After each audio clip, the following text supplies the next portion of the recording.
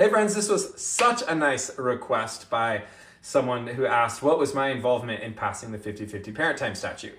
And yeah, it was in 2021. I had the unique opportunity. I was approached by a client who had been involved in helping to lobby for what was then Senate Bill 122.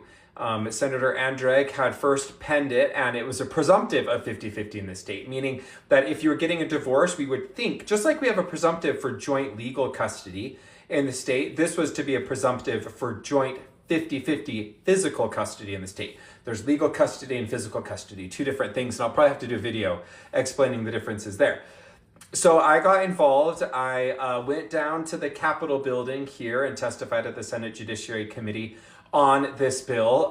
It was during COVID, so it was kind of a crazy experience. There were some people remote, there was people in the actual Senate hearing, and we fielded questions. We really talked about, look, we're not demanding that 50-50 parent time take place, but what we are saying is that 50-50 parent time should be on the menu. That what we're really looking at doing is to empower the court and the legislature to say, okay, yes, while a judge could in theory give any parent time order that they felt was appropriate and would serve the best interests of the kids, why don't we have 50-50 codified? We have sole custody, we have some joint, and the difference between joint and sole is the difference between 110 overnights for sole, and if you get into over 111, then you're into joint. But we didn't have something for 50-50. We didn't have factors for the court to consider, or a model schedule, a week on, week off, or what we call a 2-2-5-5. A parent having Monday and Tuesdays, Wednesdays and Thursdays, and then rotating on the weekends. So we went down, it was early in the morning, and I fielded questions and then continued to participate in lobbying efforts.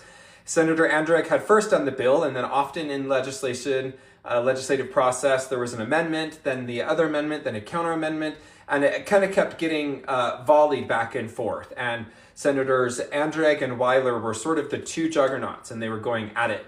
And so I was afraid that it was going to ultimately not get passed, that their conflict was going to prevent the bill from passing. And so, I don't know, I was just bold enough to say, guys, let's just hop on a Zoom. And so I will never forget just sitting in my office, having Senators Andreg and Weiler on two different screens. They were talking about their concerns about the bill, about either person really getting to say who authored it, who was really advancing it, because it was sort of taking off and being a part of our legal community in the zeitgeist. And so I had said, guys, don't fight about who writes it, I'll write it. And then we can just put it there. And that, I think, was a good indicator that these laws that we're talking about hopefully are being written by people who are in this space, who could appreciate looking ahead about how